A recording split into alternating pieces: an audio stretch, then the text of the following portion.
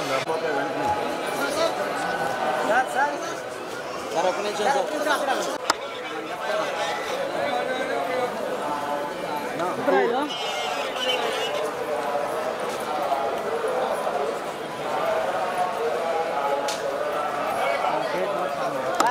మాట్లాడదాం గేట్ తర్వాత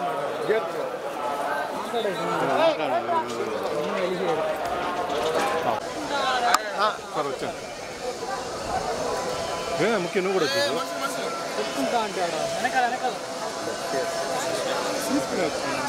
అందుకే వచ్చానమ్మా సార్ వచ్చేయండి సార్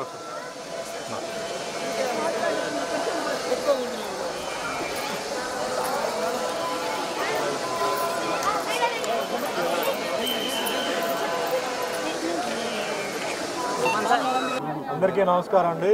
ఈరోజు తిరుమలలో దర్శనం అది ఒకటి. ముఖ్యంగా మా అభిమాని నారాయణ గౌడ్ ఈయన పుట్టినరోజు.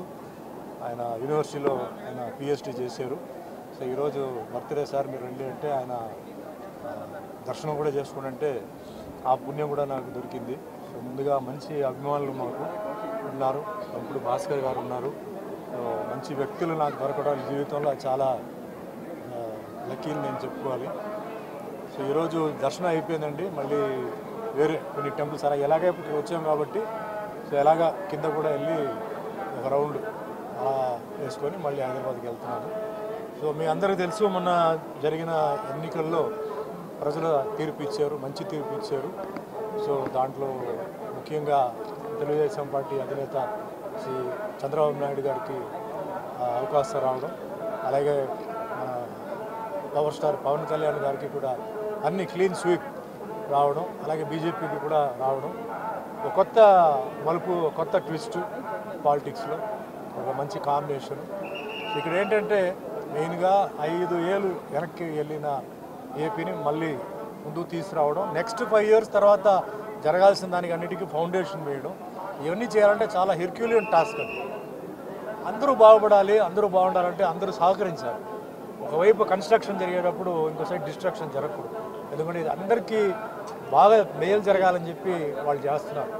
సో నా విజ్ఞాపన ఏంటంటే అది వ్యవసాయం, విద్య, వైద్య, మిగతా అన్ని విషయాల్లో ముఖ్యంగా వచ్చేసి ఫ్యాక్టరీస్. ఎందుకంటే ఎంప్లాయ్మెంట్ ప్రాబ్లం సాల్వ్ చేయాలంటే ఐటీ వాళ్ళైతే అది వేరే చదువుతో వస్తుంది. చదువు లేని వాళ్ళకి ఏంటంటే ఇండస్ట్రీస్ రావడం, ఎంప్లాయీస్కి చాలా ఇదవడం, ఆ విధంగా చేయాలి, బాగా జరగాలి. పాస్ట్ ఇస్ పాస్ట్ అండి. సో ముఖ్యంగా అమరావతి అన్నది ఒక క్యాపిటల్ అమెరికా లాగా రావాలంటే మనందరూ సహకరించాలి. ఎందుకంటే హైదరాబాదు ముఖ్యంగా గచ్చిబౌలి కానీ అలాంటి ఏరియా ఈరోజు నైట్ వస్తే చాలామంది మేము హైదరాబాద్లో ఉన్నామా ఎక్కడో న్యూయార్క్లో ఉన్నామా అంటున్నారు. అంటే అంత అందంగా తయారైపోయింది. ఆ తయారవడానికి మ్యాప్ ఆర్కిటెక్చర్ ఎవరంటే చంద్రబాబు నాయుడు గారు. ఆయన చేసిన ఎయిర్పోర్ట్ ఆ మ్యాప్ అంతా వేశారు. సరే టైం ఆయనకి సరిగా కలిసి రాలేదు, తర్వాత అందరూ చేశారు. బట్ ఫస్ట్ పునాది ఫౌండేషన్ వేసింది ఆయన. సో అలాగే ఇక్కడ ఏంటంటే చాలా స్పీడ్గా వర్క్ జరగాలి, అందరూ సహకరించాలి.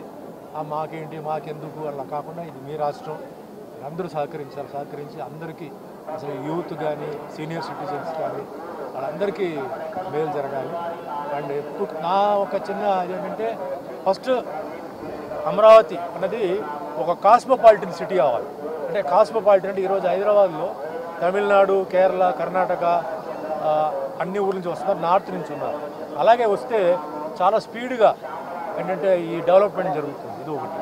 నెక్స్ట్ అతి త్వరలో ఏంటంటే తిరుపతిలో కూడా అటు ఈస్ట్ గోదావరి వెస్ట్ గోదావరి దగ్గర ఒక చిన్న ఫిలిం సిటీ లాంటిది, అంటే చిన్న సెట్స్తో స్టార్ట్ చేసి రెవెన్యూ రావడానికి కూడా ఏంటంటే కన్వెన్షన్ సెంటర్ దాంట్లోనే, అంటే పెళ్ళిళ్ళు ఫంక్షన్ జరుగుతుంటే రెవెన్యూ వస్తుంటుంది. ఎందుకంటే చాలామంది కళాకారులు, ప్రొడ్యూసర్లు, డైరెక్టర్లు ఆంధ్రాలో ఉంటున్న వాళ్ళు మేము తెలంగాణకు వచ్చి మేము సినిమా చేయలేకపోతున్నాం సార్, ఎందుకంటే మా ఊరు ఉంది, మా మనుషులు ఉంది, ప్రాబ్లమ్స్ ఉన్నాయని చెప్పి మీరు చెప్పండి అని చెప్తున్నారు. సో నా రిక్వెస్ట్ ఏంటంటే యాజ్ ఎ సినిమా పర్సన్గా ఏంటంటే ఈ విధంగా ఏంటంటే కొంచెం చేస్తే తిరుపతి ఫస్ట్ ఆఫ్ ఆల్ ఏంటంటే ఒక టెంపుల్ సిటీ కింద దీన్ని డిక్లేర్ చేయాలి. ఇంత అద్భుతమైన టెంపుల్స్ ఉన్నాయి, ఒక టెంపుల్ సిటీ కింద డిక్లేర్ చేస్తూ ఇలాగే సినిమా విషయాలు వచ్చేటప్పటికి స్టూడియోస్ చెప్తే చాలామంది ఆర్టిస్టులు, చాలామంది డైరెక్టర్స్, టెక్నీషియన్స్కి జాబ్ వస్తుంది. రెవెన్యూ వస్తుంది, అన్నీ వస్తుంది. సో ఆ విధంగా కొత్త గవర్నమెంట్ని నేను రిక్వెస్ట్ చేస్తున్నాను. సో అందరికీ మంచి జరగాలి, మేలు జరగాలి, అన్ని విధంగా అమరావతి ఆంధ్రాకి అందరికీ మంచి జరగాలని కోరుకుంటున్నాను. అదే మాదిరిగా ఆయన ఈసారి ఇచ్చారు.